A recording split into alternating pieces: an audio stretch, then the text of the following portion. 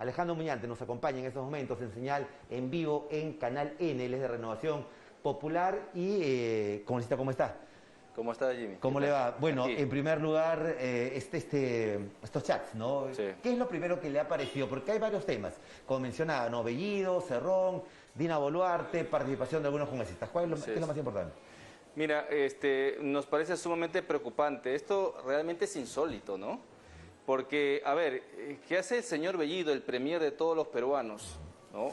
Porque cuando él es elegido premier, deja de ser pues un sindicalista, deja de ser un partidario de Perú Libre, a convertirse en una autoridad de todos los peruanos, de los que piensan como él y de los que no piensan como él.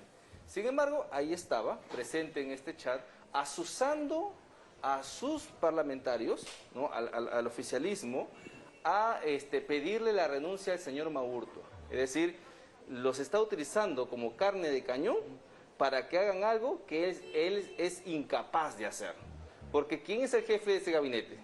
Él mismo. O sea, es un desestabilizador por donde se le vea. Desestabiliza no solo las relaciones entre el Ejecutivo y el Legislativo, sino también que desestabiliza al propio gobierno, su propio gabinete y a la propia bancada oficialista. Claro, cuando en un momento ese comunicado que salió de la bancada ya tenía conocimiento él. Habla del Maurtua, ¿no? Como dice también en ese texto que escribe. Así, efectivamente, ¿no? O sea, le jala el piso, la alfombra a su canciller, ¿no? Y se demuestra claramente que el señor Cerrón está en pleno contacto y coordinación con él. Cuando nos dijeron de todas las maneras posibles que al señor Cerrón no lo veríamos en el Ejecutivo, sería ni siquiera un portero, ¿no es cierto? Pero ahí está, con el premier, ¿no? Dirigiendo las acciones políticas, ¿no? En contra de su propio gobierno. Entonces, eso definitivamente nos parece irresponsable y un peligro para nuestra democracia. Ahora, la situación de quienes están en contra, en la misma bancada me refiero, como Betsy Chávez, por ejemplo, también reciben las críticas, ¿no? Y los cuestionamientos. Bueno, yo me solidarizo con la congresista Betsy Chávez y con la propia vicepresidenta, ¿no? Que ha recibido los puyazos de su propia bancada. Bueno, pues esto nos demuestra que realmente no tienen tanto espíritu de cuerpo como se imaginaban, que aquí lo único que predomina son los intereses partidarios y políticos de esta gente, ¿no? Sobre todo comandado por el ala cerronista. Entonces, aquí definitivamente el Congreso tiene que tomar posición, porque no es posible pues que un premier esté en esas andanzas, esté asusando así a una bancada oficialista en contra de su propio gabinete. O sea, si este señor no se siente en la capacidad de dirigir, ¿no? El gabinete, pues que renuncie una vez, que le haga un bien al país, ¿no? Que el señor Castillo, ahora que está reunido con ellos, pues realmente tome las riendas del gobierno, si es que quiere salvar su gobierno, ¿no? Y le pida pues la renuncia inmediata al señor Bellido. Cuando estuvimos con él las bancadas en Palacio, lo que le dijimos fue lo siguiente: que renuncie el señor Maraví y que renuncie el señor Bellido para hacerle un bien a él mismo. Ojalá que con este tema de los chats que se han revelado, pues tome finalmente la decisión, ¿no? Ahora, desestabilizador le ha llamado usted. Él hace unos días habló de cuestión de confianza. Vino acá y no se ha hecho todavía, no se ha solicitado. Pero un desestabilizador, como usted lo califica, ¿qué debe hacer el Congreso? Renovación Popular, que impulsó la interpelación al ministro y también la censura a Iber Maraví, ¿va a impulsar algo Desde contra...? el minuto 1 que nos enteramos que el señor Bellido iba a ser premier, pedimos su renuncia. Desde el minuto 1. Nosotros estamos descantados por la censura. O sea, si me preguntas a mí, este señor debería irse, y si tengo que firmar una censura contra Bellido, lo tengo que hacer. Y lo haría 1000 veces, ¿no? Sin embargo, esto tiene que ser tomado por mi bancada como una posición colegiada, ¿no es cierto?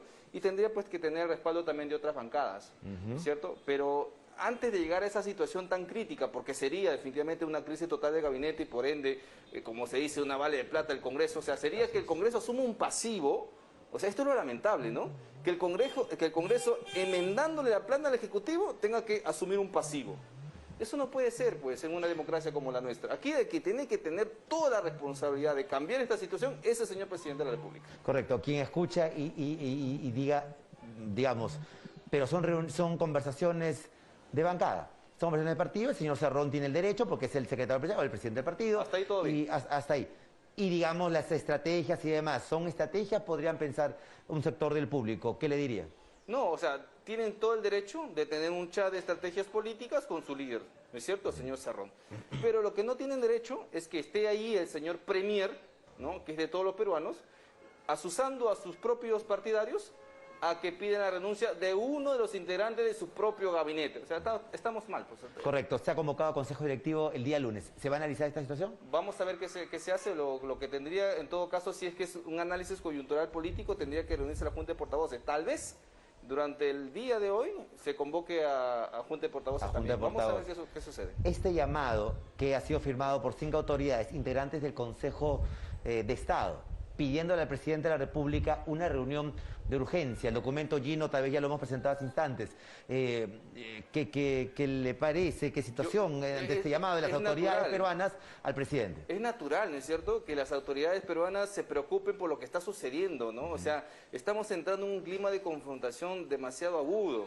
Es provocado enteramente por el Ejecutivo, y esto quiero que la población entienda. Nosotros, más bien, lo que hemos querido hacer al ir a buscarlo al presidente Castillo es firmar una tregua con él, ¿no? Es decir, oye, ¿sabes qué? No polaricemos más esta situación, por favor corrige a tu premier, en todo caso mejor retíralo, ¿no?, y que las cosas se calmen. Pero cuando en pleno debate estuvimos en la interpelación, el señor Castillo emite un tuit prácticamente respaldando la amenaza. Entonces, estos piensan igual, quieren realmente desestabilizar el país, y por tanto es natural que ahora pues las autoridades nacionales se preocupen por lo que está sucediendo, y ojalá que si esto va a servir de algo, definitivamente se tiene que hacer algo, porque así como vamos a terminar muy mal. Terminar mal. El presidente no lo va a sacar a Ciudad Bellido, no lo ha sacado al señor Iber Maraví tampoco. Yo te puedo decir algo que lo creo con toda convicción, Jimmy. Si una autoridad se atreve a blindar a un personaje con serios cuestionamientos por terrorismo, definitivamente cae en la incapacidad moral.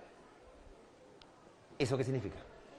Que una persona de esa naturaleza no puede seguir, digamos, dirigiendo las riendas políticas del país. Se está evaluando, está analizando la vacancia. Claro está que eso no depende de una persona, no depende de una bancada, depende de la mayoría congresal. Pero es que es lógico, ¿no? Si un presidente no pone orden en el gobierno, permite que una persona con esos cuestionamientos esté ahí, ¿qué nos están diciendo?